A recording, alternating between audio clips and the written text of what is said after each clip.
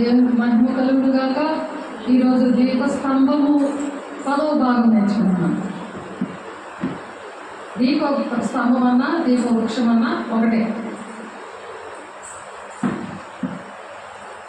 దేవుడు లోకానికి వెలుగై ఉన్నాడు కనుక దేవుని పిల్లలుగా మనల్ని కూడా వెలుగుగా చేశాడు. ఈ వెలుగు అనే ఈ దీపస్తంభము చీకట్లోని ప్రకాశిస్తుంది. ఆ చీకట్లో ఎందుకు ప్రకాశిస్తుంది అంటే, దేవుడు పరలోక రాజ్యం అనే పొలంలో విత్తనాలు వేశాడు. విత్తనాలు వేసినప్పుడు ఆ విత్తనాలు మంచి ద్రాక్ష ఫలాలని ఫలించాలి. కారు ద్రాక్షాలు ఫలించకూడదు. యోహాను 15వ అధ్యాయం ఉంటుంది, ద్రాక్షవల్లిని నేను, తీగల మీరు, నాకు వేరుగా మీరు ఏమీ చేయలేరు. నా ఇంటి మీరును మీకు నా మాట ఉంటే మీరు ఏది అడిగితే నేను ఇస్తాను అని చెప్తున్నాను.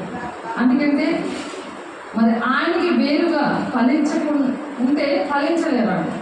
దేవుడు ఈరోజు పాట ద్వారా మనల్ని బలపరిచాడు. ఎందుకంటే ఫలాలు ఆశించి దేవుడు యజమానుడిగా దేవుడు పిల్లలని ఆ తోటలో ద్రాక్ష పళ్ళు అడుగుతున్నాడు. అంటే దేవుని పిల్లల్ని అడుగుతున్నాడు. మనము మన సాక్ష్యము ఆయన కృపను బట్టి మనకు అనేక అద్భుత కార్యాలు చేసినప్పుడు అవే కార్యాలు ఇతరుల జీవితాల్లో చెయ్యాలని మనం ఆశపడాలి. అది దేవుని బిడ్డ యొక్క లక్షణాలు. వాళ్ళు ఫలిస్తారు. వాళ్ళు దీపవృక్షంలాగా వెలుగు సంబంధంలాగా ఉంటారు.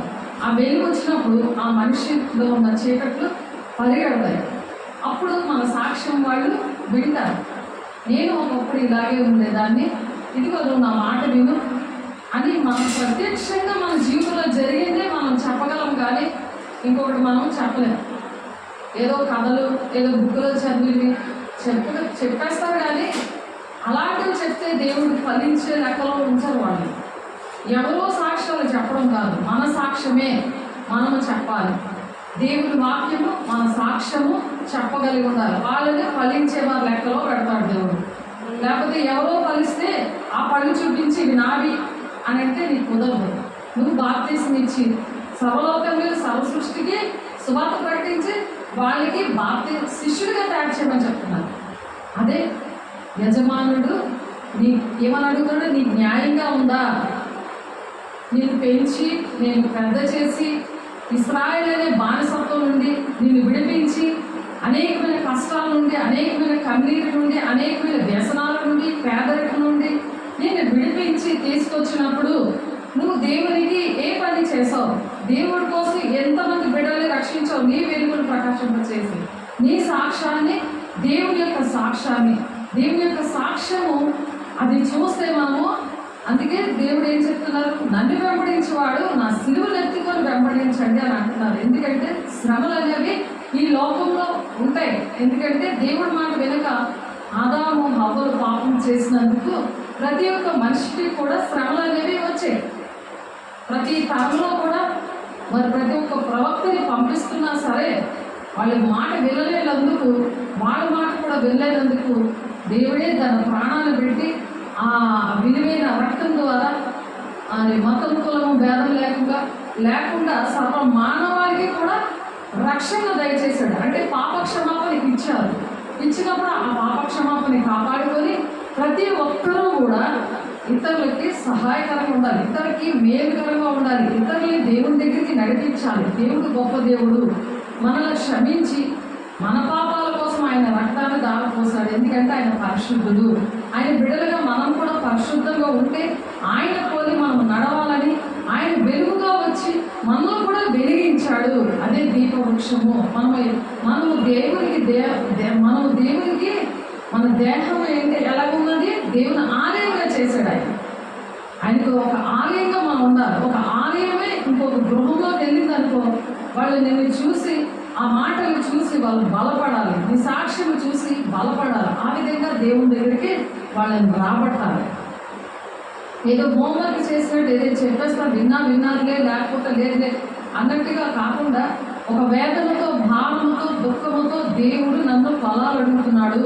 లేకపోతే తోటమాలి వచ్చి ఎరువేస్తున్నాడు, తోటమాలి యజమానుడు ఇంకొక సంవత్సరం టైం వేసేలా ఆ బిడ్డ ఫలిస్తుంది అని సేవకులుగా మేము కన్నీరు కాలుస్తూ ఉంటాము. మీ ప్రవర్తన చూసి ఉపవాసం ఉండి ప్రార్థన చేసి అన్నం తినబుద్ధి వేయకుండా అలాగా ప్రార్థన చేస్తే దేవుడు అలాగా దాన్ని ఏమంటారంటే ఎరువేయడం అనమాట. నీరు పోయడము ఎరువేయడం.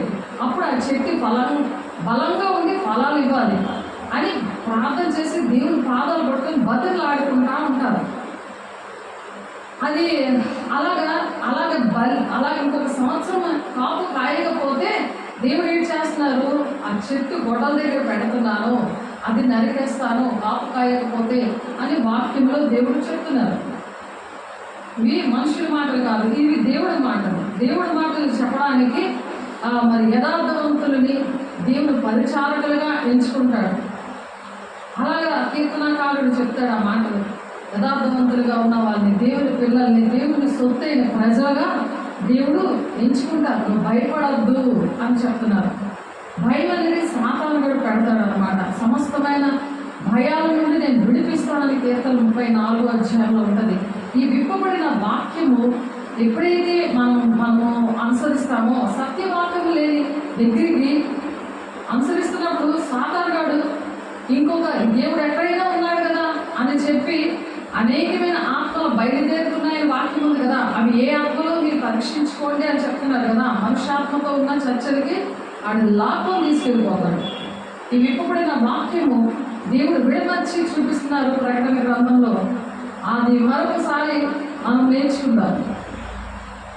ప్రకటన 5వ అధ్యాయం 1 నుంచి 5 వచనాల్లో ఏముందంటే, మరియు లోకములకు లోపటను వెలుపటను వ్రాత కలిగిన 7 ముద్రలు గట్టిగా వేసి ఉన్న ఒక గ్రంథము సింహాసనాసనంలో ఆశ్రయుడు వాని కుడి చేత చూచుతుంది.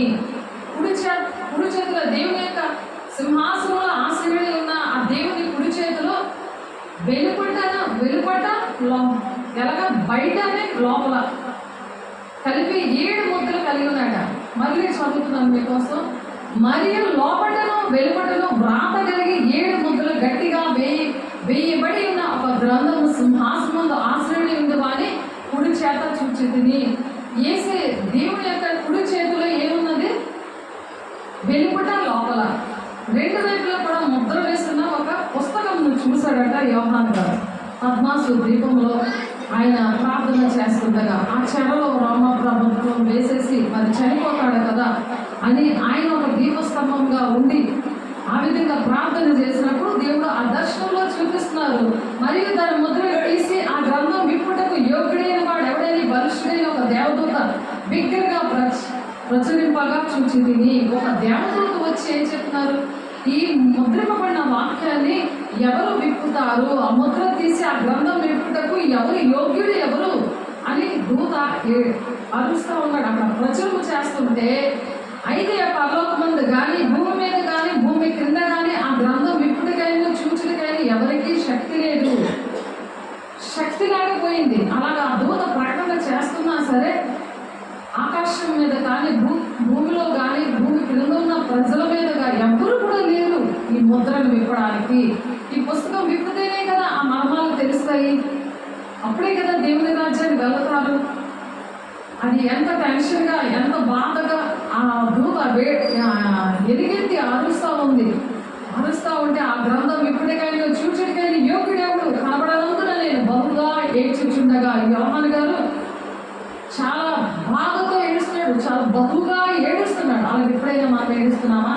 దేవా నాకు ఈ మర్మం తెలియట్లేదు, దేవా నేను ఫలించట్లేదు, ఫలించి భూమిని నిందించండి, పురుగులతో సహా ఏలండి అని ఒక రాజరికము ఇచ్చావు కదా, నువ్వు రారాజు, నీ పిల్లలుగా మేము రారాజు బిడ్డలను రాకుమారులుగా మేము ఉండాలంటే మరి నాకు సహాయం చేయ, అర్థమవట్లేదు, నాకు చదువు రావట్లేదు, చదువు వచ్చినా అర్థమవట్లేదు అని దేవుని దగ్గర ఏడ్చినప్పుడు దేవుడివి నాకు బయలుపరిచారు. లేకపోతే ఇది అర్థమయ్యేది కాదు. ఎందుకు నా సాక్ష్యం చెప్తున్నాను? నా సాక్ష్యం ద్వారా మీరు బలపడాలని, ప్రతి ఒక్కరు బలపడాలని మనం అది దీపవృక్షం అంటే దీప స్తంభం మీద పెట్టాలి అని వాక్యం. దేవుడు మనల్ని వెలిగించాడు, దేవుడు బిడ్డలుగా వెలిగించాడు. అనేక మందికి ఈ విషయాలు తెలియవు. ఎందుకు భూలోకానికి దేవుడు మనల్ని పంపించారో, చనిపోయాక ఎక్కడికి వెళ్తామో, దేవుడు ఏ పని అప్పచెప్పాడో, మన బైబిల్లో మన పాత్ర ఏంటి, మనం ఏం చేయాలి, తండ్రి చిత్తం ఏంటి అనే విషయాలు ఎవరికీ తెలియదు. దేవుడు మనకి చక్కగా అట్టుపండు తొక్క తీసి పెట్టినట్లు యోహాను గారి ద్వారా మనకి పెడుతున్నప్పుడు అది విని గ్రహించాలి. ఇంకా గ్రహించకపోతే దేవుని దగ్గర కూర్చొని మోకరించి, లేకపోతే కూర్చోను, లేకపోతే నిలబడ కన్నీరుతో నీకు ఎలా వీలైతే అలాగా. ఆనాడు మోకాళ్ళ మీద ఆయన ఆహారం లేకుండా, నీళ్లు లేకుండా, ఆ మండు పర్వతాలు, అగ్ని పర్వతాల మధ్యన ఆయన అంతగా ఏడిస్తే, బహుగా ఏడుస్తున్నప్పుడు ఆయనకు వచ్చింది ఈ దర్శనం. ఆయన దర్శనం రాకపోతే, ఆయన అలా ఏడకపోతే మరి ప్రజలు, ఎంతమంది ప్రజలు మరి దేవుని రాజ్యం వెళ్ళేవారా? దేవుడు ఆయన వాడుకున్నాడు కదా. మనల్ని కూడా చాలా మందికి ఈ విషయాలు తెలియవు. ఈ విషయాలు తెలియాలి అంటే దేవుడిని అడగాలి. దేవా నన్ను వాడుకో, నీ జ్ఞానం తెచ్చే. భూ సంబంధమైన జ్ఞానం నాకు వద్దు, మనుషుల జ్ఞానం వద్దు, నీ లోక జ్ఞానం నాకు వద్దు, ఆ లోక జ్ఞానం, నీ జ్ఞానం నాకు దయచే అని అడిగినట్లుగా మనం అడిగితే ఆయన అడిగాడు, ఆయనకి ఇచ్చారు. నేను కూడా ఎంతో ఏడ్చి, అనుక్షణము ఏడ్చి, అన్ని అర్థమయ్యే కానీ ఈ విషయాలు నాకు అర్థం అవ్వలేదు. నేను నేర్చినప్పుడు దేవుడు నాకు నేర్పించాడు. ఆ పెద్దల్లో ఒకడు, ఏడవకము, ఇదిగో దావీదుకు చిగురైన యూదా గోత్రపు సింహము 7 ముద్రలను తీసి ఆ గంధము విప్పుటకై జయము పొందినని నాతో చెప్పాను. ఆ దూత ఏం చెప్తుంది? నువ్వు వేడద్దు, యూదా గోత్రపు సింహము ఈ ముద్రలు విప్పడానికి యోగ్యుడు. చూసావా, ఆడెవరు? యేసయ్య. ఆ ముద్రలు విప్పాడు అంటే ఆ ఉపమాన భావాలు. మరి ఆదాము గారు చేసిన పాపముకి, ఆదాము గారు తినద్దు అన్న పండు తిని శరీరానుసారంగా తయారయ్యాడు. లేకపోతే పరలోక రాజ్యము, ఏదేను వనములో అనే పరలోక రాజ్యము భూలోకంలోనే ఉంది. యేసు ఇలా ముఖాముఖిగా రోజు మాట్లాడుతూ, ఒక కష్టం కానీ కన్నీరు కానీ ఏమీ లేకుండా ఆ తోటలోనే అన్నీ ఉన్నాయి తినడానికి. కష్టపడాలి కదా, తినడానికే కదా కష్టపడుతున్నారు ప్రజలు కూడా. పాపం అంటే చిన్న పిల్లలకి ఎలాగైతే పాపం అంటే తెలియదో, అలా తెలియకుండా ఉన్న జీవితాన్ని మరి ఆదాము లేని టైంలో అవ్వ ఏం చేసింది? సాతానుగాడితో సహవాసం చేసింది, పాముతో. అది చెప్పింది, దాంతో సహవాసం బట్టి ఇది చాలా రమ్యంగా ఉంది, అందంగా ఉంది, ఇది నువ్వు తింటే నీకు మంచి చెడు, మంచిది చెడేది నీకు తెలుస్తుంది. చిన్నపిల్లలకు మంచిది చెడేది తెలియదు కదా. ఇప్పుడు దేవుడు పోషిస్తున్నప్పుడు దేవుడే ఒక స్నేహితుడిగా వాళ్ళతో తిరుగుతా, వాళ్ళతో చక్కగా ఉండి సుఖంగా సంతోషంగా, పరలోక రాజ్యంలో కన్నీరు ఉండదు, కలత ఉండదు, ఆకలి ఉండదు, ఏమీ ఉండదు. చిన్నపిల్లలకి అలాంటివి ఏమి ఉంటాయా? అలాగ పెంచుతా ఉంటే సాతానుడు చేసిన పని ఇది. కాబట్టి ప్రతి తరంలో కూడా దేవుడు ఒక్కొక్క భక్తుడిని లేవనెత్తుకొని వచ్చాడు. ఒక్కొక్క ప్రవక్త అంటే దేవుడు దర్శనం ద్వారా, ప్రవచనం ద్వారా మాట్లాడతారు. అలా రాబోయే సంగతుల్ని మాట్లాడతారన్నమాట ప్రవక్తలు. వాళ్ళ ద్వారా దేవుడు మాట్లాడుతూ వచ్చారు. ఆ మర్మాలన్నీ కూడా ఉపమానాల్లో, దర్శనాల్లో, ప్రవచనాల్లో ఉన్నది. మొదటి రాకడలో, పాత నిబంధనలో దేవుడు ఆ పాత నిబంధన ఎవరికి అర్థమవ్వలేదు. యేసయ్య కోసమే అన్నీ చెప్తున్నారు కానీ యేసయ్య పేరు అనేది అది ఎక్కడా లేదు. మరి యేసయ్య విషయాలే అన్నీ కూడా ఆ ప్రవచనాల్లో, ఆ దర్శనాల్లో మర్మంగా ఉన్నాయి కానీ ఎవరికే తెలియదు. ఆ ముద్రించబడి ఉండడం అంటే అదేనమాట. ముద్రించబడిన వాక్యము, ముద్రించబడిన పుస్తకము అనంటే, ముద్రించబడి అది సీల్ చేసేసి ఉంటే, అది విప్పబడి లేకపోతే అందులో ఏంటి ఉందో, ఏ మర్మాలు ఉన్నాయో దేవుడు మరలా దుఃఖపడి వెళ్ళిపోయాడు. ఆయన ఎప్పుడు వస్తాడు, మాకు ఎలా విముక్తి కలుగుతుంది, పాపం నుండి, శాపం నుండి మాకు ఎలా విడుదల వస్తుంది, ఈ సాధారణ చేతిలోకి మేము వెళ్ళిపోయాము. దేవుడు దుఃఖపడి వెళ్ళిపోయాడు. పరిశుద్ధత లేని దగ్గర దేవుడు ఉన్నాడు. దేవుడు మాట వినలేకపోతే ఆ మనిషిలో ఉండడు, ఆ మనిషి ఉన్న ప్లేస్లో ఉండడు. అనుకుంటారు దేవుడు నమ్ముకుంటే దేవుడు నాతో మాట్లాడుతున్నాడు కదా, దేవుడు ఉన్నాడులే అని అనుకుంటారే కానీ అది బ్రహ్మోత్సవ ఆత్మ తండ్రి చిత్తాన్ని నెరవేర్చలేదు. నెరవేరుద్దాం అనుకుంటారే కానీ నెరవేర్చలేదు. ఇటు లోకము అటు దేవుడు రెండు కావాలి. శరీరానుసారమైన జీవితంలో ఉండి శరీరానుసారమైనవే ఆశపడుతూ శరీరానుసారమైన దుఃఖమే ఎంతసేపు ఉంటుంది. కానీ తండ్రి చిత్తం ఏంటి, దేవుడు దేనికోసం మనల్ని అడుగుతున్నాడు. ఆ ఫలాలను ఆశిస్తుంటే ఆయనతో చెలగాటం ఆడుతున్నావా నువ్వు అని అర్థమవట్లేదు. చెలగాటం ఆడితే శ్రమలు, కష్టాలు, కన్నీళ్ళు, లాస్ట్కి నరకం ఉంటుంది, అగ్నిగుండం ఉంటుంది. అందుకే దేవుడు అగ్నితో చెలగాటం ఆడకూడదు. అగ్ని దేవుడు ఆయన. అగ్ని వంటి మాటలు దేవుడు మాట్లాడుతూ ఉన్నారు. నా స్వరము అగ్ని జ్వాలల్లో ప్రజ్వలింపజేయుచున్నది. యెహోవా స్వరము అగ్ని జ్వాలల్లో ప్రజ్వలింపజేస్తున్నది. ఇవేంటి? అగ్నితో కూడిన దేవుడు మాటలు ఇవి. దేవుని అగ్ని బాప్తిసం తీసుకున్న వాళ్ళకే ఇవి అర్థమవుతాయి. అగ్ని బాప్తిసం దేవుని ఆత్మతో నింపబడడం, అగ్ని వంటి ఆ దేవుడితో సహవాసము చేయడం, దీపవృక్షముగా ఉండడం, ఆ వేలుకు సంబంధులుగా ఉండడం. ఆ మాట కీర్తనలు 29వ అధ్యాయము 7వ వచనంలో ఉంది. ఆ మాట ఆ అగ్ని స్వరము సాతానుకి మండుగా ఉంటుంది. వాళ్ళకి నచ్చదు, ఈ మాటలు నచ్చదు. శరీర సంబంధం ఉన్న మాటలు నచ్చుతాయి. అది విననివ్వదు, కూర్చోనివ్వదు. కూర్చున్నా నిలబడినా ఏదో ఒక టైంలో ఏ పాపం చేస్తారో అప్పుడు దూరదామని ప్లాన్ చేసుకోవాలని ఉంటుంది. ఎందుకంటే దేవుని పిల్లల వైపు దాని కళ్ళు ఉంటాయి. దేవుని పిల్లలు కాకుండా అక్కడ దేవుడు లోకము ఉన్న వాళ్ళ మీద వీళ్ళు నా పిల్లలే కదా అని వాళ్ళ జోలికే వెళ్ళడు. అది జ్ఞాపకం చేసుకోవాలి. అందుకనే ప్రార్థన, సహవాసం, రొట్టె విచ్చుటని ఎడతెక్కుండి సహవాసం, సేవకులతో సహవాసం ఉండాలి, దేవుడితో సహవాసం ఉండాలి. ఎందుకంటే దేవుడితో నిత్యము మేము సహవాసంలో ఉంటాం కాబట్టి మా ద్వారా మీతో మాట్లాడతాం. కరెక్ట్గా మేము చెప్పకపోతే మా కట్టి మేము తీర్పుంటారు. దేవుల్లో ఫలించి మేము మిమ్మల్ని ఫలించే వారిగా తయారు చేయాలి. దేవుని రాజ్యాన్ని నడిపించాలి. అలా అనేక మందిని నడిపించాలని దేవుడు ఈ భూలోకానికి వచ్చి ప్రాణం పెట్టాడు. ఆయన నన్ను పోలి నడవండి, మీరు నాకన్నా గొప్ప కార్యాలు చేస్తాడని యోహాను 14వ అధ్యాయంలో చెప్తున్నాడు.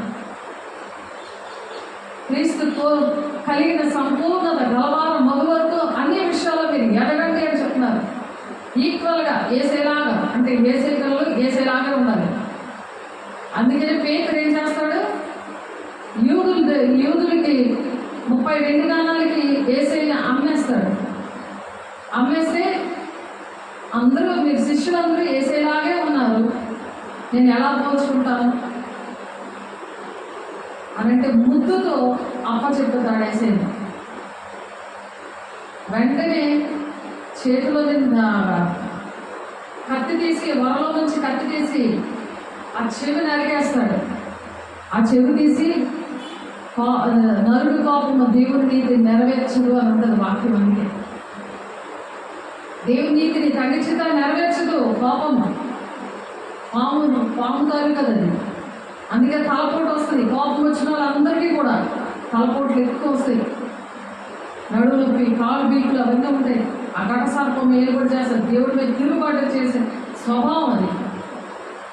దేవుడి గుణాలు కావు కదా. అది శిష్యులాగా చక్కగా ఏసైకు తిరిగి అన్ని అద్భుత కార్యాలన్నీ చూసి ఏసై బోధంతా విని నువ్వు సైతాన్ని పిల్లలాగా మరి అంత ధనమంతా నీ చేతిలో దేవుడు పెట్టారు. తాళాలు ఇచ్చాడు చక్కగా.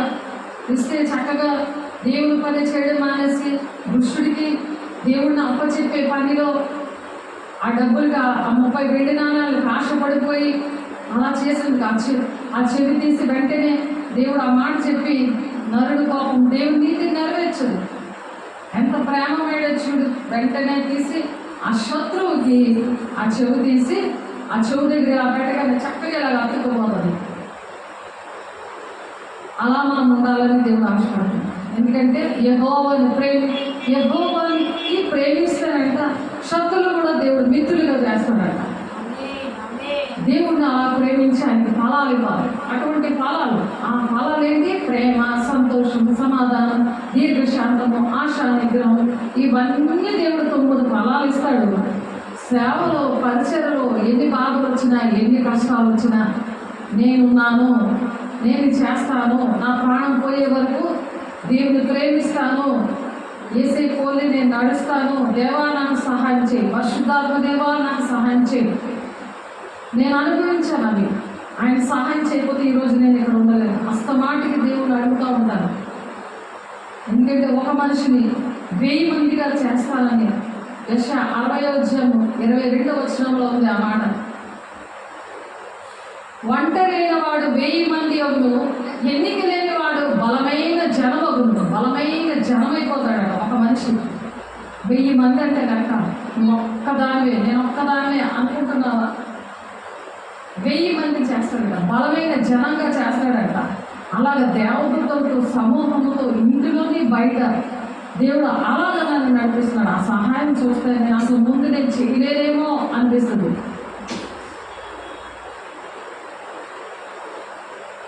భారమైన ఈ సేవను నేను చేయలేనని అనుకునగా ప్రధాన యాజకుడా యేసు తన అనుభవాలతో బలపరచితివి. ఎడబాయని నీ కృపా. దేవుడు ఆ విధంగా నన్ను బలపరిచాడు. దేవుడు చెయ్యలేను అని అనుకుంటున్నాను, కానీ ఎప్పుడైతే పరిశుద్ధాత్మ సహాయం కోరుకుంటావో దేవుడు యెషయా 60:22 ప్రకారం నేను 1000 మందిగా చేసి నేను నడిపిస్తాడు. నా వల్ల అవ్వదు అని సాధారణ అనిపిస్తాడు. చెవులో జోరేలా నువ్వు చెయ్యలేవు, నేను చేస్తానయ్యా, నీ ప్రణాళిక చొప్పున తండ్రి చిత్తాన్ని నెరవేర్చి నీ రాజ్యంలో నేను ఉంటానయ్యా, అనేక మంది నాతో పాటు తీసుకొస్తానయ్యా, నేను ఫలించలేని కొమ్మలాగా నేను ఉండను. ఫలాలు లేకపోతే దేవుడు ఏమడుగుతున్నారు? అగ్ని బొట్టలు చెట్టు పక్కనే ఉంది అని చెప్తున్నారు. ఫలించకపోతే దాన్ని నరికేస్తానంట. అంటే మరణం, నువ్వు జీవిస్తున్నావు కానీ మృతుడివి. మృతుడు లెక్క ఉంటాడు. మృతులకు నేను దేవుడు కాను అనుకున్నాను. నా దేవుడు ఉన్నాడని ఒక భ్రమలో ఉంటున్నారు, కానీ దేవుడు వారితో ఉన్నాడు. వాళ్ళు చేయలేదు ప్రార్థనలు. దేవుని రాజ్యానికి రావు, దేవుని సన్నిధికి వెళ్ళి జవాబులు రావు, వాక్యము అర్థమవు. అటువంటి వారి కోసమే ఈ దీప వృక్షం. ఆ వెలుగులో, ఆ చీకట్లో ఉండి కూడా వాళ్ళు వెలుగులో ఉన్నామని అనుకుంటున్నారు.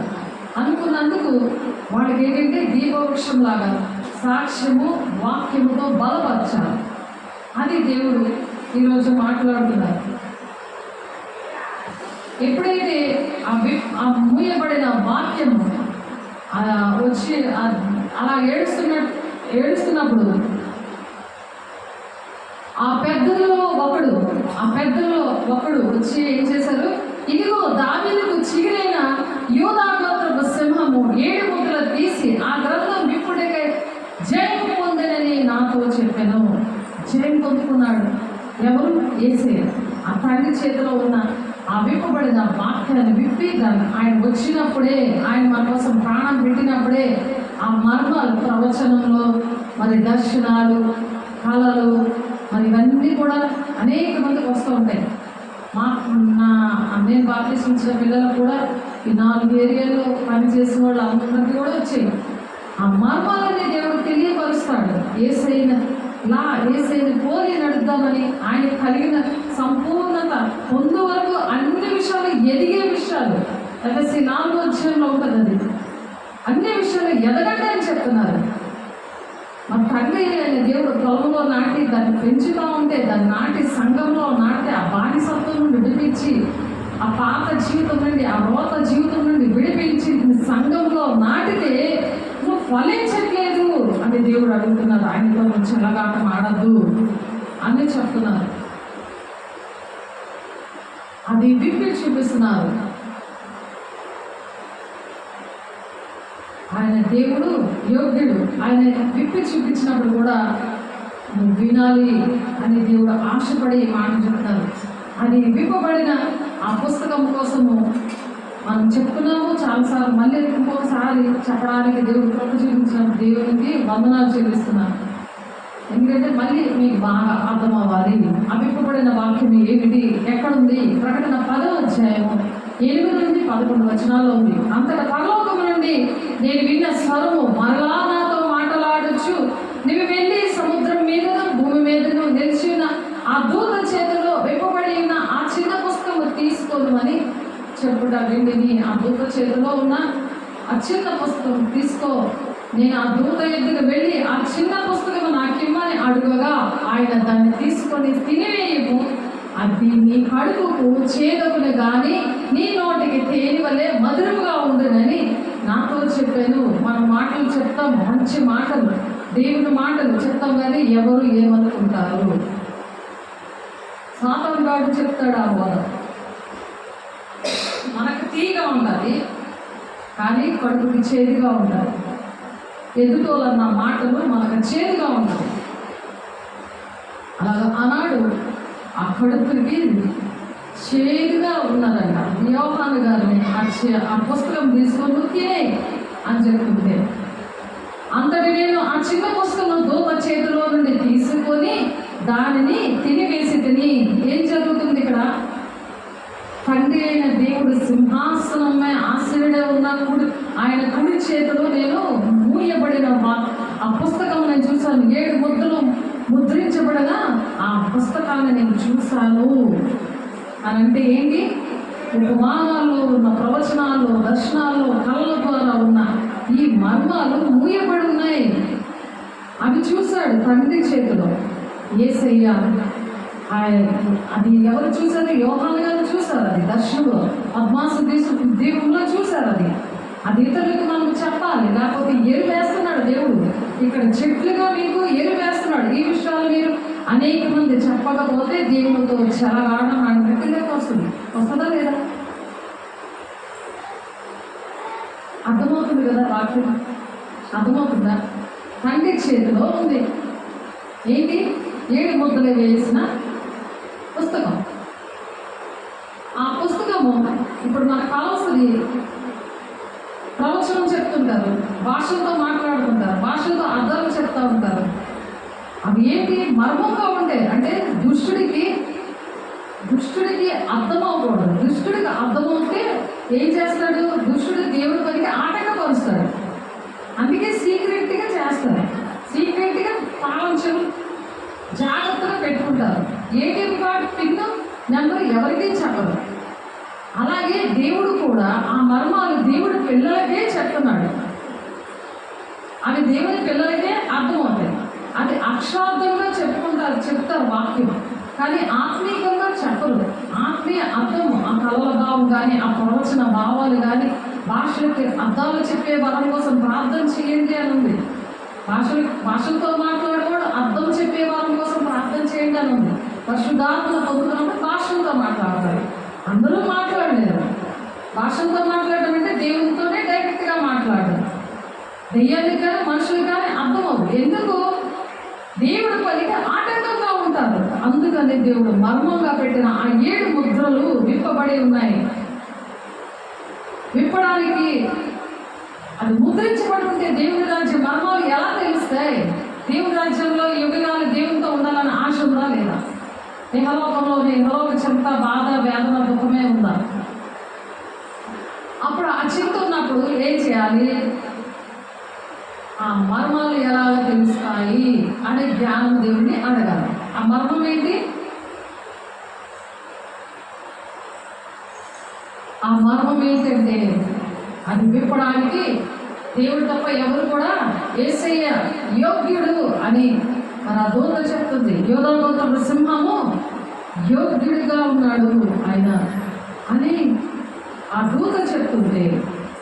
తండ్రి చేతిలో నుంచి యోహాను గారు యేసయ్య చేతిలో వచ్చింది. ఆయన విప్పాడు. ఆ 7 ముద్దలు విప్పి ఇప్పుడు ఎవరికి చెప్తున్నారు? యోహాను గారికి ఆ పుస్తకము తీసుకొని నువ్వు తినే అని చెప్తున్నారు. కానీ తిన్నాడు. తింటే నోటికి తీగా ఉంది, మధురుగా ఉంది, కానీ కడుపుకి చేదుగా ఉందంట. అంతటి నేను ఆ చిన్న పుస్తకంలో దూత చేతిలో నుండి తీసుకొని దాన్ని తినివేసి తిని. ఆ దూత యేసయ్య ఏం చేశారు? దూతకి ఇచ్చారు. ఆ దూత ఎవరికి ఇస్తుంది? యోహానికి ఇస్తుంది. ఆ యోహాను గారు ఎవరికి ఇచ్చారు?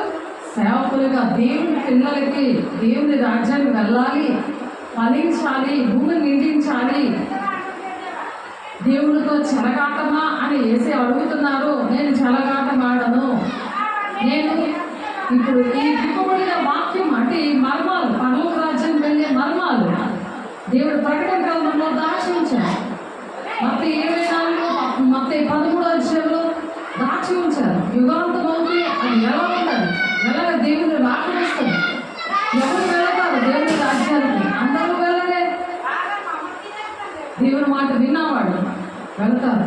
అందుకే ప్రకటన 1వ అధ్యాయం 3వ వచనంలో ఈ సంగతులు చదువువాడును దాని ప్రకారము గైకొని వాడును ధన్యుడు అని ఉంది. అంటే చదువు రాని కూడా వినే పరిస్థితులు ఇస్తాడు దేవుడు. అది విని దాని ప్రకారం ఎవరైతే నడుస్తారో వాడు దేవుని రాజ్యం కదా. దేవుడు ఎంత భాగ్యం ఇచ్చాడు మనకి. చిన్నప్పటి నుండి నేను వేసేది తెలుసుకున్నాను, కానీ నాకు ఎవరే బోధించలేదు.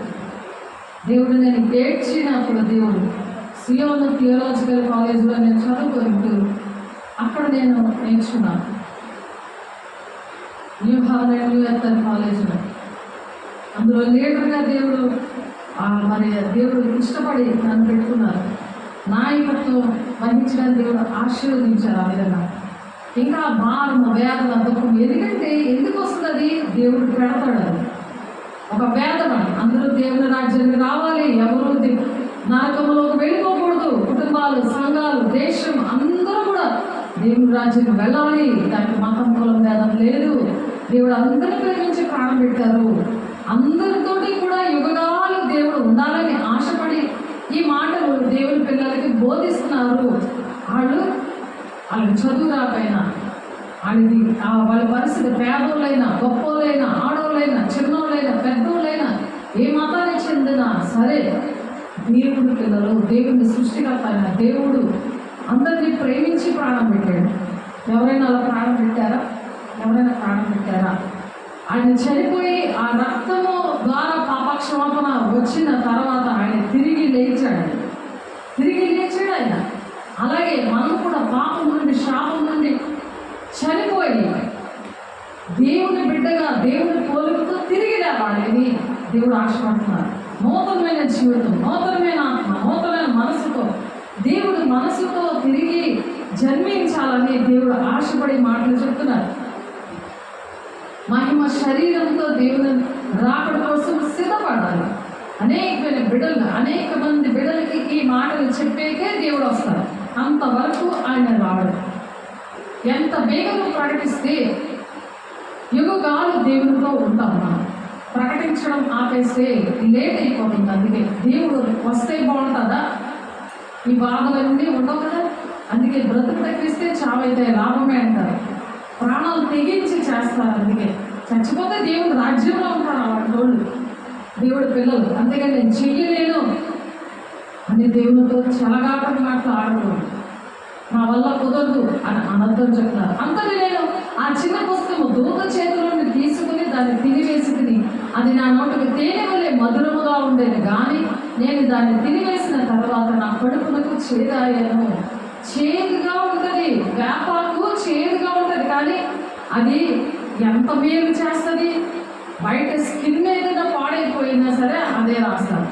లోపల ఏమన్నా సరే పురుగులు కడుపులో ఉంటే ఆకలి వేయకపోతే అదే కడుపులో పంపిస్తారు కదా. మరి చేతిగా ఉంది, నాకు కఠినంగా ఉంది, ఈ మాటలు ఇవి నాకు నచ్చట్లేదు అని అంటారు. ఎందుకు చేదుగా ఉంటుంది? అగ్ని స్వరం, అగ్ని దేవుని యొక్క స్వరం ఇది. అగ్ని వంటి దేవుని స్వరం ఇది. అప్పుడే నువ్వు బంగారంగా మార్చబడతావు. లేకపోతే మట్టి బంగారమే, కానీ ఆ మనిషి ఎలా ఉంటారు? మట్టితో ఉంటారు. ఆ మట్టి పోవాలంటే, ఆ మస్టు పోవాలంటే బంగారంలో కాలుస్తారు. బంగారాన్ని అగ్నిలో కాలుస్తారు. కాబట్టి దేవుని స్వరము ద్వారా, ఆయన మాటల ద్వారా నేను సరి చేసి నీకు నేను తోడై ఉన్నాను అంటున్నాడు. నమ్మకమైన వారికి దీవెనలు మెండుగా కలుగుతుందని చెప్తున్నారు. నమ్మకంగా దేవా నీతో ఉంటానయ్యా, నువ్వు ఎక్కడ నాటేవో అక్కడ నేను ఉంటానయ్యా. సామెతలు 28వ అధ్యాయము 20వ వచనంలో ఉంది. నమ్మకస్తులే పరిచారులుగా ఎంచుకుంటారు అంది. కీర్తనలో ఉంటుంది ఆ మాట. నమ్మకస్తులు దేవుడు పరిచారకులుగా ఉంటారు. అంటే దేవుడు పని చేయడానికి, ఏ పని అనేది దేవుడు పని చేయడానికి రెడీగా ఉంటారన్నమాట. వాళ్ళు నమ్మకంగా ఉండాలి. అంతేగాని రెండు పడవల మీద అడిగేసినట్టుగా ఉండకూడదు. కాబట్టి నిన్ను కాపాడువాడు, కునుకడు, నిద్రపోడు అంటున్నాడు. నిన్ను కాపాడుతాడు. ఏమైపోతానో, నా వల్ల అవుదేమో, నాకు ఏంటి పట్టుకుంటాయి, ఇలాంటివి ఏమో సాధారణ చెప్తూ ఉంటాడు. కాబట్టి అది కీర్తన 121 ఉంటుంది. నిన్ను కాపాడువాడు, కునుగడు, నిద్రపోడు.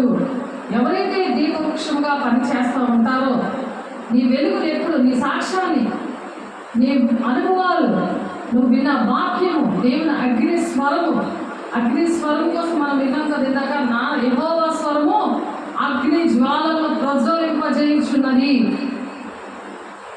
అలా దీపవృక్షంలా ఉండాలి, నీ స్వరం అలా ఉండాలి. అంతేగాని నాకు తెలియదు, నా వల్ల కాదు అన్నట్టు ఉండకూడదు. దేవుని స్వరం ఎలా ఉంటుంది? నా స్వరము అగ్ని జ్వాలను ప్రజ్వలింపజేయుచున్నది. యెహోవా స్వరము అనే వాక్యము ఎలా ఉంటుంది? కీర్తనలో 29 ఉంది. అలాంటి స్వరం కలిగి ఉన్నావా? దేవా నాకు దయచేయి. ఆ నోట్లో ఏమేయకూడదు, ఉపవాసం ఉండాలి, దేవుని మాటలు వినాలి. దేవునికి ఇష్టంగా ఉండడానికి దేవుడే ఆకలి లేకుండా చేస్తాడు. ఏ చెత్త నోట్లో వేసుకోకుండా కాపుదలు ఇచ్చాడు. ఆయన కునుగుడు నిద్రపోడు అంట. ఆయన నిన్ను కాపాడబడి ఆయన కునుగుడు నిద్రపోడు. అలా నీ కోసం కనులప్పులా నిన్ను కాచి కాపాడుతూ ఉంటే ఎందుకు భయపడుతున్నావు అని అడుగుతున్నారు. నేను నిన్ను విమోచించున్నాను, భయపడకము, పేరు పెట్టి నిన్ను పిలిచి ఉన్నాను, నీవు నా సొత్తు అంటున్నాడు. ఎవరి సొత్తు? భర్త సొత్త, పిల్లల సొత్త, ఉద్యోగం సొత్త. అక్కడ కూడా దేవుడు న్యాయం చేయిస్తాడు. ఎప్పుడైతే నువ్వు దేవుడు సొత్తుగా ఉంటావో, కుటుంబంలో, సంఘంలో, దేశంలో, ఉద్యోగంలో దేవుడు నీకు న్యాయం చేయిస్తాడు. దేవుడు తన మహిమంతా విడిచిపెట్టి వచ్చాడు కదా మన కోసం ప్రాణం పెట్టడానికి, మానవాళి రక్షణ కోసం. మానవ పాపంలో, శాపంలో పడుతున్నారు. వాళ్ళు ఎంతగా ప్రేమించాడు. మరి ఆయన లాంటి మనసు ఉంటే నువ్వు కూడా అలాంటి వాళ్ళు ప్రేమిస్తావు కదా. నేను చేయలేను, నా వల్ల అవ్వదు, సాతానుడు అను అను అను అంటున్నాడు. ఆడిని చెడగొట్టి రోమ 16:20 ఏముంది? సమాధానకర్త అయిన దేవుడు నీ పాదములంద చెడగొడతాడు అన్నది వాక్యం. చెడగొట్టేస్తాడు దేవుడు. నువ్వే చెడగొడతావు. నీలో ఎవరున్నారు? దీపవృక్షం అంటే ఎవరున్నారు? దేవుడు మాటలు వింటుంటూ, దేవుని స్వరం దగ్గర నువ్వు ఆ మాటలు వింటున్నప్పుడు, దేవునితో ఉన్నప్పుడు అగ్ని జ్వాల అంటే నేత్రములు గలవాడని ప్రకటన 1:12 యోహాన్ గారు వెనక్కి తిరిగి చూసినప్పుడు ఆయన స్వరము, ఆయన పాదాల కోసం, ఆయన వేసుకున్న అంగీ కోసము విన్నాం కదా. ఆ రోజు మళ్ళీ చదవాలా? గుర్తుందా? మళ్ళీ చదవాలా? ఒకసారి చదువుతాం. ప్రకటన 1:12 మనం చదువుకుందాం. ఇది వినగా నాతో మాట్లాడుతున్న స్వరం ఏమిటో అని చూడ తిరుగుగా 7 సువర్ణ దీప స్తంభములను, ఆ దీప స్తంభముల మధ్యను మనుష్య కుమారుని పోలిన ఒకరిని చూచితిని. దీప స్తంభముగా ఉన్న బిడ్డల మధ్యన ఎవరు తిరుగుతారంట? ఎవరు తిరుగుతారు? దేవుడు తిరుగుతూ ఉన్నాడు వాళ్ళ మధ్యన, ఆ దీప స్తంభాల దగ్గర. చూసారండి యోహాన్ గారి దర్శనం. అంటే దేవుడు పని చేస్తున్న వాళ్ళ దగ్గర, శాపంలో, పాపంలో పడిపోతున్న వాళ్ళ మధ్యన నువ్వు దీపవృక్షంలో పని చేస్తుంటే ఆ మధ్యన దేవుడు ఉంటానని చెప్తున్నాడు ఇక్కడ. ఎందుకంటే ఎందుకు అని చెప్తున్నాడు ఆయన? నేను విమోచించుకున్నాను. విమోచించడం అంటే ఏంటి? రక్తం ఇచ్చి కొనుక్కున్నాను. కాబట్టి భయపడద్దు, పేరు పెట్టి నేను పిలిచి ఉన్నాను. లేకపోతే ఇక్కడ ఉండవు, నేను ఇక్కడ ఉన్నాను. వైజాగ్లో ఉండును, నేను ఇక్కడ ఉండను. నా ఊరు వైజాగ్, నేను పుట్టి పెరిగింది అక్కడ, నా కుటుంబం అంతా అక్కడ ఉంది. నేను ఒక్కదానిగా, నా ఫ్యామిలీ ఒక్కటే ఇక్కడ ఉంది దర్శనం పిలుపు మీద. ఎందుకు? పేరు పెట్టి పిలిచాడు ఆయన. ఎందుకు? నువ్వు నా సొత్తు అంటున్నాడు. పెంచిన వాళ్ళు ఎవరైనా కావచ్చు, వాళ్ళు ఎప్పుడు నా సొత్తు అంటారే కానీ టైంకి పనికిరా కదా. వాళ్ళు ప్రేమిస్తే మనకి అలా మోసం చేసినందుకు అలా మనకు చెప్పింది మాట వెళ్ళేందుకు మనకి గుండె దడ వస్తుంది, లేకపోతే బాధ వేస్తుంది, కన్నీరు వచ్చేస్తుంది. అది తట్టుకోలేని వేదన, అది శరీరానుసారమైన దుఃఖం, మరణానికి దారి తీస్తుందని రోమపత్రికలో ఉంటుంది. 8వ అధ్యాయం 5, 6, 7 వచనాలు. వాళ్ళ ధర్మశాస్త్రానికి లోబడనేరరు అంటే దేవుని మాటలు వినలేరు, వాళ్ళు చెయ్యలేరు అని కన్ఫర్మ్ చేశారు అక్కడ. అందుకే ఆత్మానుసారులు వాళ్ళ ధర్మశాస్త్రానికి లోబడతారట. వాళ్ళ సమాధానము జీవం ఉంటుంది. జీవం అంటే ఏంటి? దేవుని రాజ్యం. సమాధానం అంటే ప్రశాంతంగా ఉంటారు. ఎన్ని శ్రమలు వచ్చినా, ఎన్ని బాధలు వచ్చినా,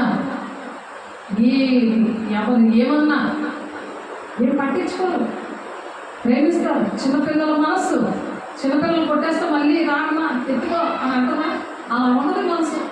ఏం పట్టించుకోరు. అది చిన్నపిల్లలు ఆడాలి. దేవుడు చెప్తున్నారు, పౌరులో కూడా చెప్తున్నారు అలా. కాబట్టి నా స్వరము అగ్ని జ్వాలను ప్రజ్వలింపజేయుచున్నదని చెప్తున్నారు ఇక్కడ. ఎక్కడది? కీర్తనలు 29వ అధ్యాయం 7వ వచనం. ఎవరికైనా చెప్పాలి, దేవుని స్వరము విన్నప్పుడు ఆ అగ్ని స్వరం వినడానికి అర్హత ఉండాలి, సిద్ధపడి రావాలి. దేవుని సన్నిధికి సిద్ధపడి రావడానికే బుధవారం, శుక్రవారం దేవుని సిద్ధపాటు కోసం ఇచ్చారు. ఆరాధన చేయడానికి ఆదివారం ఆయనకి ఆరాధన చేయడానికి ఇశ్రాయేలు ప్రజలతో వాళ్ళు సిద్ధంగా ఉంచని మోషే గారితో సీనాయి పర్వతం దగ్గర వాళ్ళు సిద్ధపరచు, 3వ నాటికి నేను మాట్లాడతాను. నువ్వు సిద్ధంగా ఉంటే దేవుడు నీతో మాట్లాడతాడు, లేకపోతే నీతో మాట్లాడు. ఆయన మాట్లాడితేనే మనం బ్రతుకుతాం. దాని సిద్ధపాటే బుధవారం, శుక్రవారం. ఆ సిద్ధపడినప్పుడే దేవుని యొక్క హృదయంలో తండ్రి చిత్తం ఏంటి, ఎలా ఫలించాలి, ఆయన బీజము అనే వాక్యము విత్తబడితే అది ఫలిస్తుంది. ఆవగించంత విత్తనం పెద్ద చెట్టు అయ్యి అనేక వేల పక్షులకి నివాస స్థలంగా ఉంటుంది. అంటే నువ్వు అనేక మంది 1000 మందికి నువ్వు అందరికీ కూడా నువ్వు చెప్పేదానిగా, పెట్టేదానిగా, వాళ్ళు దీవించేటట్టుగా నేను తయారు చేస్తాడు. వద్దా అలాగా? ఆమేన్. దేవుడు అలా చేస్తున్నాడు. దేవా నువ్వు అలా చేస్తున్నావు, వందనాలయ్యా అని చెప్పాలి. సాతానుడు ఇలాంటి మాటతో, ఏదైనా మాటతో పొంగ చేశాడు అనుకో, దేవా 1000 మందిగా నన్ను అనేక బిడ్డలకి జనాలకి ఏముంది అక్కడ? ఒంటరి అయిన వాడు 1000 మంది అవును, ఎన్నిక లేనివాడు. ఎన్నిక లేదు అంటే అర్హత లేదు. ఎన్నిక లేనివాడు బలమైన జనమగును. ఒకడే దానికి జనం అవుతాడంట. అంటే అనేకమైన బిడ్డలు నీ తరఫున వస్తారు.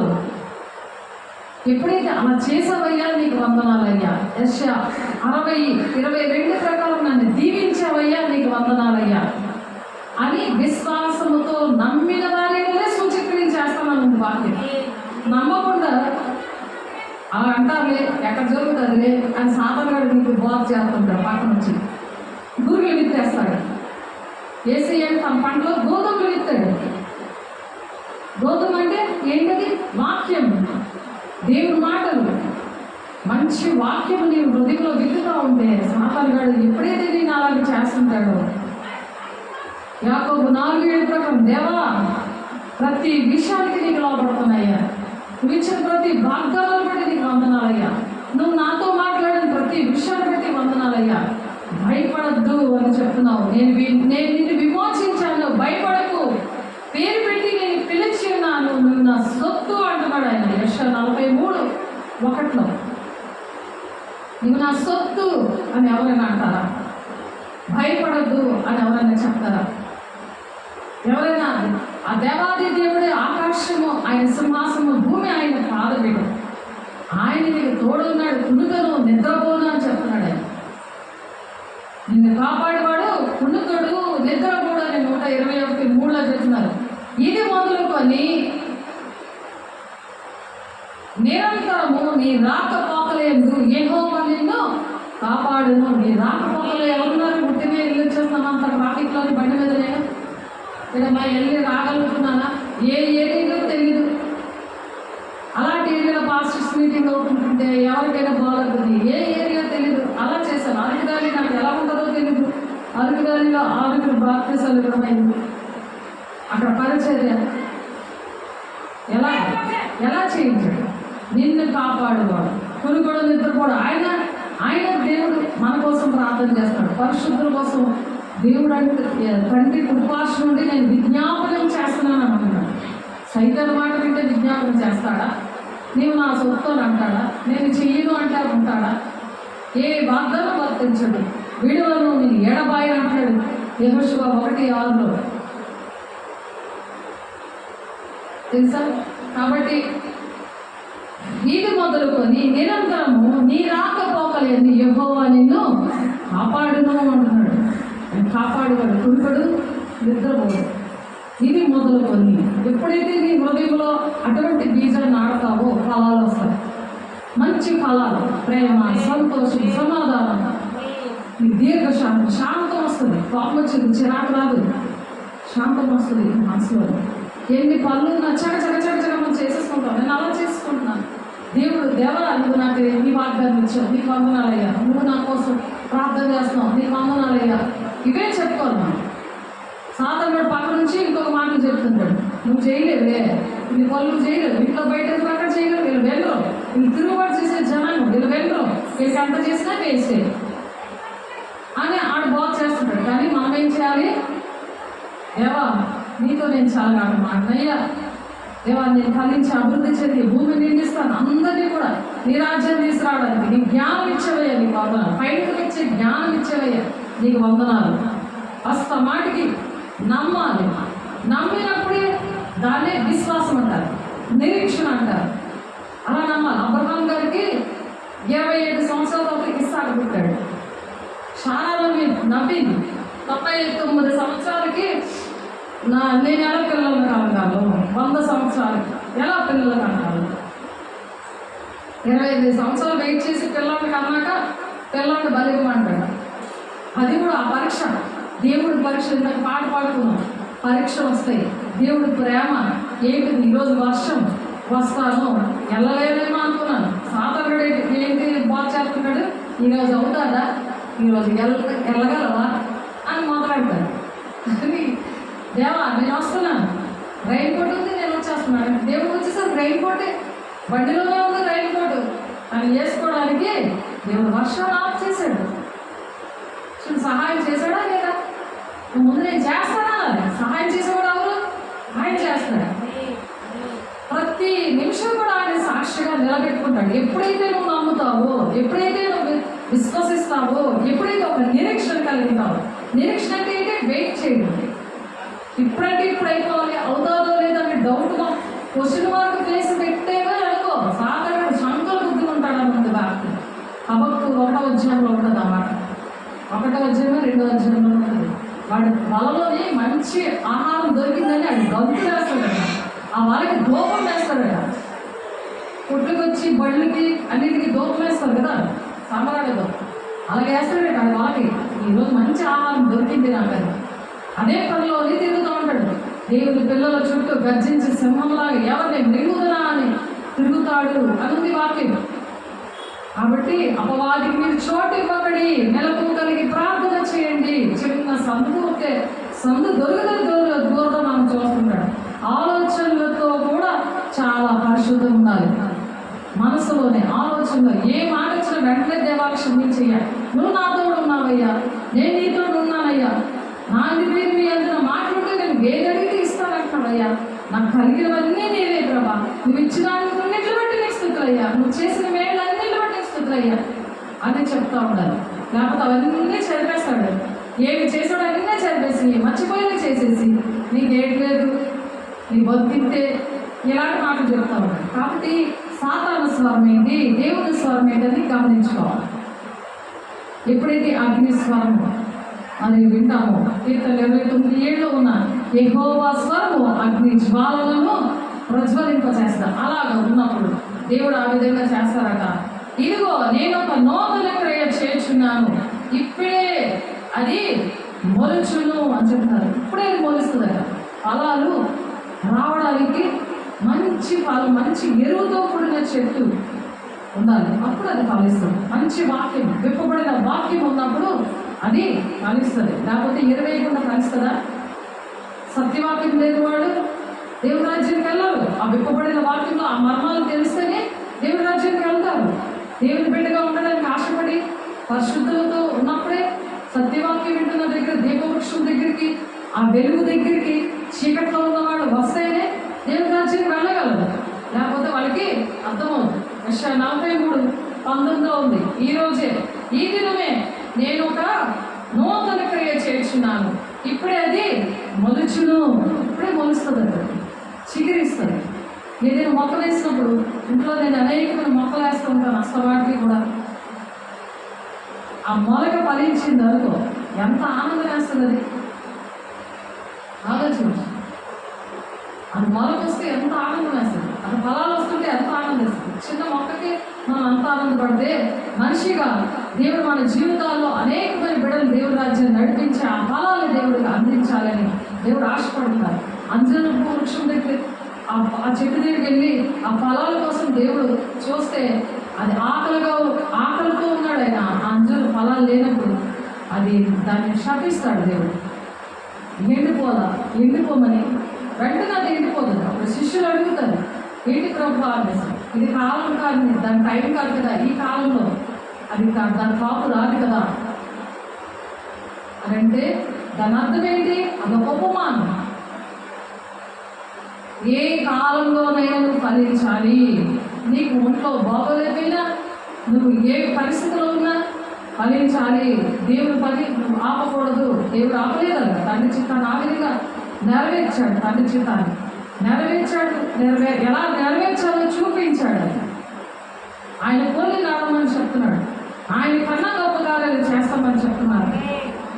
తెలిసిందా? అలాంటప్పుడు మనము కాపు అనేది ప్రతి నెల కూడా కాపు కాయాలి. జీవవృక్ష ఫలాలు ఫలించాలి అని చెప్తున్నారు. ఇప్పుడు ప్రకటన గ్రంథంలో తిరగబడి అదొకటి చదివిసుకొని ముగించారు. అది వినగా ఆయన తల వెంట్రుకలు తెల్లని ముదిరి పోలేను, హిమమంతా దౌడముగా ఉండేను. ఆయన నేత్రంలో అగ్ని జ్వాల వలె ఉండేను. ఆయన పాదములు కొలువులో బొటము వేయబడి మెరుగుచున్న అపరంజితో సమానమై ఉండేను. ఆయన కంఠస్వరం విస్తార జల ప్రవాహముల ధ్వని వలె ఉండేను. ఆయన తన కుడి చేత 7 నక్షత్రములు పట్టుకొని ఉండేను. ఆయన నోట నుండి 2 అంచులు గల వాడి అయిన ఖడ్గం ఒకటి బయలుపడలుచుండెను. ఆ ఖడ్గం ఏంటి? దేవుని వాక్యం. అగ్ని వంటి స్వరము. దేవుని పిల్లలకు భయం వేస్తుందా వాక్యం అంటే? దెయ్యం పిల్లలకు భయం వేస్తుంది. చెప్పు, ఆలోచించు. దేవుని నోట్ల నుంచి ఏ మాటలు రావాలి? నీ నోట్ల నుంచి ఏ మాటలు రావాలి? 2 అంచులుగా వాడిన ఖడ్గము లాంటి దేవుని వాక్యము లాంటి దేవుని వాక్యమే రావాలంటే కొరత లేని ఆత్మనిస్తున్నాను వారికి అని చెప్పారు. వాళ్ళు దేవుని మాటలే కలుగుతారు. ఎక్స్ట్రా మాటలు ఏమీ ఆడకూడదు. ఆడితే దేవుడు ఆడదు. వారి జీవనం చూడడం కానీ దేవుడు ఉగ్రత చూస్తారన్నది యోహాను 3:36 ఉంటుంది ఆ మాట. మనం జీవనం చూడాలి. యుగకాల దేవునితో గడపాలంటే దేవుని మాటలే పలకాలి. కొరత లేని ఆత్మ నాకు ఇచ్చావయ్యా, నీకు వందనాలయ్యా అని చెప్పాలి. దేవుని మాటలు ఆయన పాటలు వింటూ ఉండాలి. అందులోనే ఎల్లప్పుడూ ఆనందించండి. మరలా చెప్పదు, ఆనందించండి అని చెప్తున్నాడు ఆయన. నేను ఆయన చూడగానే చచ్చిన వారి వల్ల ఆయన పాదం మీద పడితిని. ఆయన తన కుడి చేతిని నా మీద ఉంచి నాతో ఇట్లను భయపడకము అని చెప్తున్నాడు. ఆయన కుడి చేతిని యోహాను గారు ఇవన్నీ వేసి అసలు శరీర రూపము మొదటి రాకడలో చూశారు. కానీ అపోస్తలుడైన యోహాను గారు 12 మంది శిష్యుల్లో ఒకడు ఆయన. అప్పుడు శరీరానుసారమైన యేసయ్యనే చూశారు. ఇప్పుడు ఆత్మస్వరూపి ఆయన అసలు రూపం చూపించారు. ప్రకటన గ్రంథంలో చచ్చిన వాళ్ళనే పడిపోయాడు. అర్థమైందా? అందుకని భయపడద్దు. నేను మొదటి వాడను, కడపటి వాడను, జీవించేవాడను, ముందుగా నేతినే కానీ ఇదిగో యుగములో సజీవుడనే ఉన్నాను. మరియు మరణము యొక్క పాతాళ లోకము యొక్క తాళపు చెవులు నా స్వాధీనంలో ఉన్నవి అని చెప్తున్నారు. కాబట్టి పాతాళ లోకానికి వెళ్ళకుండా, ఆయనతో చెలగాటమాడకుండా దేవుడికి ఇష్టంగా మనం ఉండాలని దేవుడు ఆశపడుతున్నారు. కాగా నీవు చూచిన వాటిని, ఉన్న వాటిని, వీటి వెంట కలుగుబో వాటిని, అనగా నా కుడి చేతిలో నువ్వు చూసిన 7 నక్షత్రములు వచ్చిన మర్మమును, 7 సువర్ణ దీపస్తంభముల సంగతి వ్రాయము. ఆ 7 దీపస్తంభములు 7 సంఘములకు దూతలు, ఆ 7 నక్షత్రములు 7 సంఘములకు దూతలు. అంటే దేవుని పిల్లలు అని, దేవుని సేవకులు అని ఉన్నది. యోహాను సువార్తలో, యోహాను హెబ్రీ పత్రికలో ఉన్నది. దేవుని దూతలు అంటే సంఘములో సేవ చేసే వాళ్ళు, దేవుని పిల్లలు. హెబ్రీ 1:7 ఉన్న మాట చాలాసార్లు మనం చెప్తున్నాం. తన దూతలను వాయువులుగాను, తన సేవకులను అగ్ని జ్వాలలుగాను చేసుకున్నవాడు అని తన దూతల గురించి చెప్పుచున్నాడు. వాయువులను తనకు దూతలుగాను, అగ్ని జ్వాలలను 2 తనకు పరిచారకులుగాను ఆయన చేసుకొని ఉన్నాడు. పరిచర్య చేసేవాళ్ళు ఎవరు?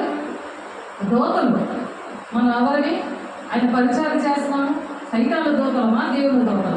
సైతాన్ గారు దెయ్యం దూతగా వచ్చి ఆడేమో నల్ల డ్రెస్ వేసుకుని దెయ్యం దూతలుగా అందరితో దెయ్యం పని చేయలేదు రా అని పిలిచిన చెడగొట్టి లేదా రామ 16 ప్రకారం కాళ్ళ కింద చెడగొట్టిడమే. వాయువుగా 104 కీర్తన 4 వచ్చిన వాయువులను తనకు దూతలుగాను, అగ్ని జ్వాలలను 2 జ్వాలలను తనకు పరిచారకులుగాను ఆయన చేస్తున్నాడు. నువ్వు పరిచర్య ఎలా చేస్తున్నావు అమ్మా? దేవుని దూతగా ఉన్నాడు కూడా చేస్తున్నాడు. దాన్ని ఆడికి మంట కాదా? మంట వస్తుందా? దూతలు దేవుని దూతగా ఉండి దేవుని పరిచర్య చేస్తున్నా మంట వేస్తుందా లేదా? కాబట్టి విప్పబడిన వాక్యము అంటే మనము దేవుని పిల్లలకి అర్థమవుతుంది. ఆ విప్పబడిన వాక్యం ఏంటో దేవుడు ఈరోజు ఇంకా క్లియర్గా మాట్లాడారు. 8 నుంచి 11 వచనాల్లో ఉంది ఆ మాట. అంతటా పరలోకమున నేను విన్న స్వరము మరలా నాతో మాట్లాడొచ్చు, నీవు వెళ్ళి సముద్రం మీదను భూమి మీదను నిలిచి ఉన్న ఆ దూత చేతిలో విప్పబడిన ఆ చిన్న పుస్తకం తీసుకొని తినమని చెప్పిన వింటిని. నేను ఆ దూత యొద్దకు వెళ్ళి ఆ చిన్న పుస్తకం నాకిమ్మని ఆయన అడుగగా ఆయన దాన్ని తీసుకొని తినివేయము, అది నీ కడుపులకు చేరములు కానీ నీ నోటికి తేనె వలె మధురంగా ఉందని నాతో చెప్పాను. అంతటా నేను ఆ చిన్న పుస్తకమును దూత చేతిలో నుండి తీసుకొని దాన్ని తినివేసి తిని, అది నా నోటికి తేనె వలె మధురముగా ఉండేది కానీ నేను దాన్ని తినివేసిన తరువాత నా కడుపునకు చేదాయను. ఇప్పుడు ఈ విప్పబడిన వాక్యం మనం ఎవరికైనా చెబితే వాళ్ళకి అర్థం కాకపోతే వాళ్ళు 2 మాట్లాడితే అప్పుడు మన కడుపుకి చేదుగా ఉంటుంది. ఆ చేదుని భరించుకోవాలి. ఎందుకంటే వేపాకు తింటే మనకి చేదు ఉంటే మనకి మేమే కదా, మాత్ర వేసుకుంటారు చేదే కదా, ఇంజక్షన్ చేదే కదా, అది బాధగానే ఉంటుంది కదా. ఏదైనా ఆపరేషన్ చేసుకోకపోతే అది ఎలాగైపోతుంది, ఇంకా ఆ విషయము పాకేస్తుంది, ఒళ్ళంతా పాకేస్తుంది. ఆ విషయం తీసి ఆ కాయలో ఉన్న అదంతా కూడా తీసి ఆ యూట్రస్ ఆపరేషన్ చేస్తారు. ఎక్కడైనా కాయ వచ్చిందంట, చెస్ట్ క్యాన్సర్ వచ్చిందంట, అక్కడికి చేయకపోతే సరిగ్గా మొత్తం బాడీ అంతా అయిపోయి బిలాయిలు అయితే ఒక పాస్టర్ ఉన్నారు, అతను పాప చనిపోయింది. అలాగే తెలిసిందా? దేవుని మాట కనుక అపహరించి కూతురు చనిపోయిందా? ఆ మరణం మీద కూడా చేయకుండా ఆ చేదు కడుపుకి చేదైనా సరే, కష్టంగా ఉన్నా సరే దేవుడు ఏది చెప్పారో ఆ మాట విన్నప్పుడు దేవుడికి కాపు కాసిందా లేదా ఆ చెట్టు, ఎంతమందికి ఆ చెట్టు స్వాత ప్రకటించింది అని దేవుడు అడుగుతున్నారు. దేవుడి మాటను దీవించుకుంటారు. పరిశుద్ధుడా, ప్రేమగల దేవా, పరిశుద్ధుడా, మహిమగల దేవా, అయా నీ మహిమతో నింపి ప్రభు ఆయన విప్పబడిన వాక్యం అంటే ప్రవచన గ్రంథంలోని మర్మాలు మాకు నూతన బంధన చేసావు నాయన.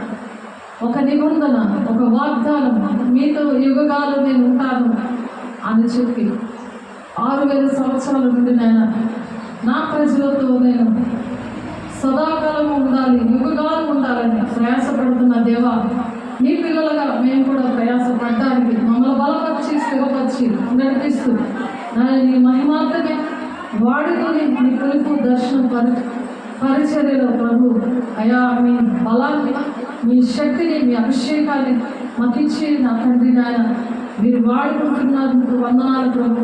అనేక మందికి నాయన దీప వృక్షం వలె మేము ఉండడానికి మా మధ్య నేను సంచరిస్తున్నావని, మమ్మల్ని కాపాడేవాడు యెహోవా, కాపాడేవాడు కొనుగోలు నిద్రపోవడని బయలుపరిచిన దేవా, ధైర్యం ఇచ్చిన దేవా నీకు స్తోత్రాలు. భయపడకము, నీవు నా సొత్తు అని నాయన పలికిన దేవా నీకు స్తోత్రాలు. మహిమగల దేవా, అనేక మంది అయా తండ్రి అనేకమైన బాధల్లో, కష్టాల్లో, కన్నీటితో నీ మీద నాయన అలిగి తండ్రి దేవుడిని నమ్ముకుంటే ఏంటి జరుగుతుంది, మాకేంటి అని నా తండ్రి తెలియని పరిస్థితుల్లో ఉన్న వారిని అయ్యా మీరు చెప్పిన అగ్ని వంటి స్వరము నా తండ్రి నాయన, ఆ స్వరాన్ని ఇష్టపడడానికి నీ బిడ్డలను సహాయం తెచ్చండి, నడిపించండి, నీ కృపలో భద్రపరచండి, సహాయం తెచ్చి నీకు మాకు అనేకమైన మర్మాలు బోధించండి, నీ ప్రణాళిక మా పట్ల నెరవేర్చండి ప్రభు. సమస్తము నీ బలమైన హస్తాల్లో పెడతాను. అనేకమైన సాక్ష్యాలతో మరి ఆదివారం ఆరాధన మిమ్మల్ని చేయడానికి సహాయం చేస్తున్నందుకు మీకు కోట్లాది వందనాలు స్తోత్రాలు చెల్లిస్తుంది. ఆటంకపరుస్తున్న ప్రతి దురాత్మ శక్తులను రామ 16 ప్రకారం మా కాళ్ళకి మీరు చెదగొట్టినందుకు ఈ సాక్షిగా మమ్మల్ని నిలబెట్టుకుంటున్నాను. తండ్రి చిత్తాన్ని నెరవేర్చి అనేక మంది నీ రాజ్యాన్ని వారసులుగా తీర్చిదిద్దే బిడ్డలుగా అయ్యా మానవాళి రక్షణ కోసం మీరు వచ్చారని ప్రతి ఒక్కరూ గ్రహించి మనోనేత్రాలు ప్రతి ఒక్కరికి అనుగ్రహించి ప్రతి ఒక్కరిని దీవించి ఆశీర్వదించి సమస్త మహిమ ఘనత ప్రభావాలు మీరు ఒక్కరికి పొందుకున్నాను వందనాలు చెల్లిస్తూ యేసయ్య పరిశుద్ధ నామములో బ్రతిమలాడి వేడుకుంటున్నాం తండ్రి. ఆమేన్. తండ్రి యొక్క దీవెన, కుమారి యొక్క కృప, పరిశుద్ధాత్మిక నిత్య సహవాసం సకల్లోక పరిశుద్ధుడికి మరి వింటున్న వాక్యం వింటున్న ప్రతి ఒక్క బిడ్డకి సదాకాలము తోడేయండి నడిపించిన కాక. ఆమేన్. దేవుని కుటుంబాన్ని దీవించిన కాక. ఆమేన్.